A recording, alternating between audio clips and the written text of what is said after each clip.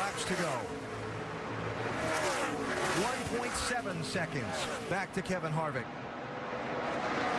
Tony still has enough lead to soft pedal to the end.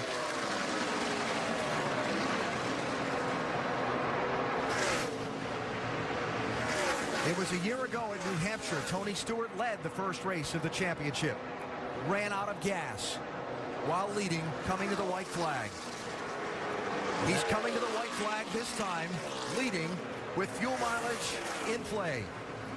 1.4 seconds back to Kevin Harvick. A lap and a half to go. And that team never recovered from running out of fuel leading that race either. Really affected the rest of their chase. Does he have enough today? Is somebody going to run out and lose a chunk of points? Will the lead change hands in the final lap, or can Stewart begin his championship with a breakthrough win? Like there are cars on the apron running out of fuel as Stewart takes the white flag. It was Kyle Busch, Andy referenced a second ago, on the apron out of fuel.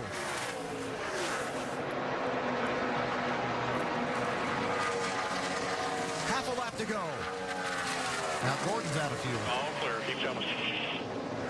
You'll see Gordon there. Matt Kenseth, Jimmy Johnson, all slowing out of gas. Tony Stewart, the fuel holds up. Tony Stewart opens the chase for the NASCAR Sprint Cup with his first win of the season. There are cars running out of gas everywhere around this racetrack. Matt Kenseth getting pushed by the 38 car. He doesn't want that on the last lap of this race. Well, he got pushed all the way down the back straightaway and all the way through 3 and 4. And that is illegal on the last lap. Officials will look at it. Look at the guys running out of gas. Jimmy Johnson was out. Kyle Busch was out. Paul Menard's out. Trevor Bayne is slow on the apron. Good job, guys. Proud of you. Allmendinger ran out of gas. Looks like Ryan Newman ran out of gas. Jeff Gordon ran out of gas. Look at them all. They got across the start-finish line and just hooked the left onto pit road because they're all out of gas. But that car had it all figured just right. Wow, what a job Tony Stewart did right there in saving fuel, staying out front also.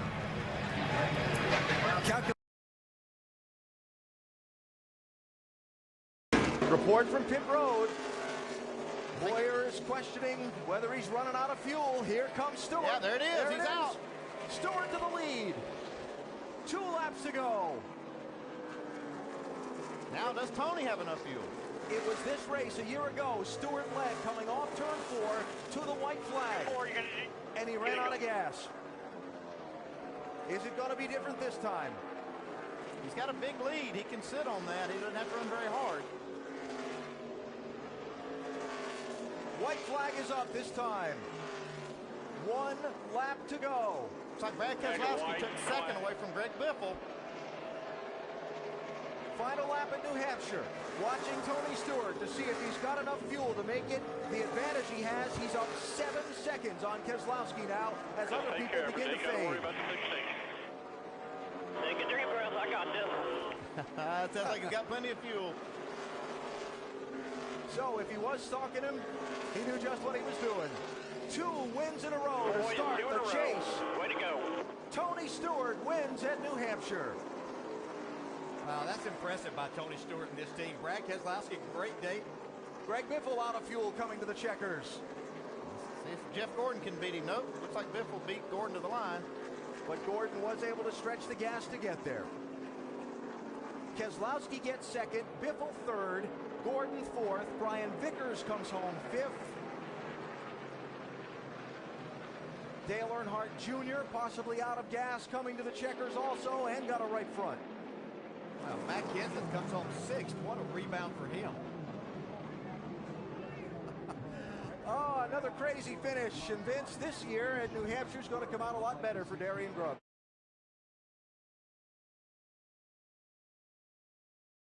Three to go. Oh, Junior. Nudged around. He and Logano tangled up. Keselowski goes around. Around here. No caution. Keep rolling. Come on.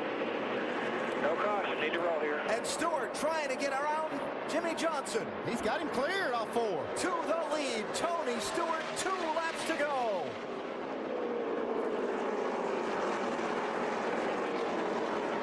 to the white flag without another yellow. Can Johnson get the Stewart's back bumper? Here they come. Joey Logano into the wall. Car in the wall, Hard. turn 3. White flag's out, though. Logano still driving around. We are on the last lap. Stewart, Johnson, Gordon. Will there be a bump and run? He's going to try it. Johnson gets there, but not enough. Tony Stewart wins at Martinsville. Clint Boyer spinning around in the final corner.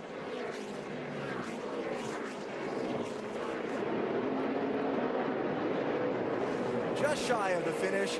How about Tony Stewart, who's run Get the flag, man. so poorly at this racetrack the last couple of races? They got the upfront starting spot when qualifying was rained out. They got shuffled back. They used strategy to get back to the front, and a timely win in his bid for the championship. I've seen some gutsy runs, but that one right there, they dug deep. This whole team did. Tony, by staying on the lead lap when they were trying to lap him, coming around here and working on this car, this is incredible. Nothing feels better than a win like this. No, you're talking about them running poorly. Recently, they ran poorly in the middle of this race. Almost getting lapped and then fought back, made some changes. Here they are. How about a Goodyear winning moment from Tony Stewart?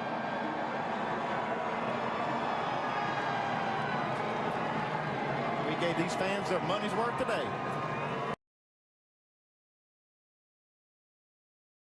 Stewart started this championship with a win at Chicagoland, backed it up the next week with a win at New Hampshire, then had the terrible race at Dover where he finished 25th.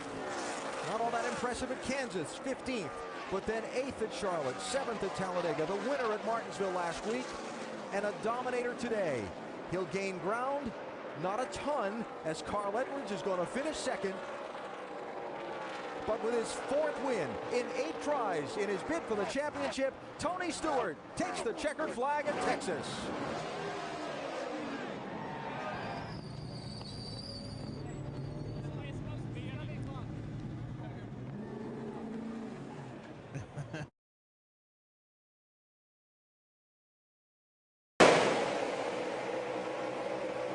Stewart to the bottom, 3 wide for the race lead.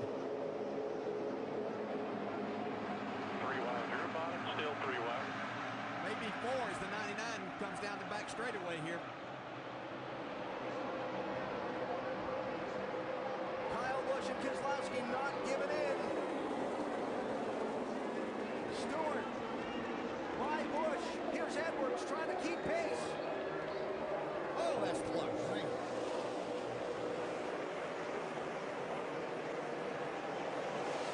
Look at Stewart drive that car. Wow. Stewart by Keselowski to the lead. That's 4 fresh tires working right there. Edwards racing the 2 for second and trying to keep up. Oh, here comes Edwards. Got to run. Looking for second place. Look at the hands inside that 99 car. Fighting for control into the corner. All clear. Go get the 14 now. Final lap. Stewart and Edwards, first and second. Winner takes the championship. It's just the most incredible run I've ever seen out of a race car driver, what Tony Stewart has done in this race and tonight. Yeah, I think it's the best driving I've ever seen, and Carl Edwards did an incredible job too, but this is the man right here, Tony Stewart. 2002, he was the champion. 2005, he was the champion, those driving for someone else. This time, he's an owner driver, and he's going to become a 3-time NASCAR Sprint Cup champion. Tony Stewart wins it. So we got it. We got it. We got the tiebreaker, baby. Awesome job.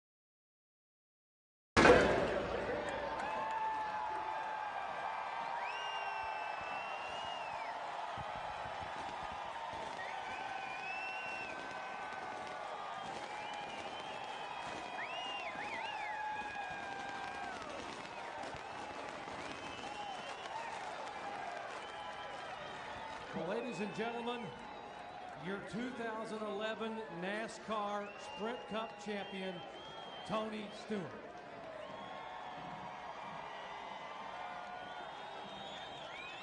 Wow, what a performance tonight. And what better way, Tony, for the closest chase in NASCAR Sprint Cup history to finish?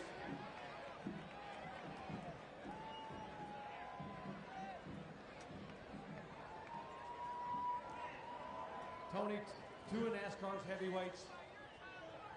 Tony Gibson coming on. Two of NASCAR's heavyweights going toe-to-toe, head-to-head, the final laps, and you won it in the championship. What's the emotion right now?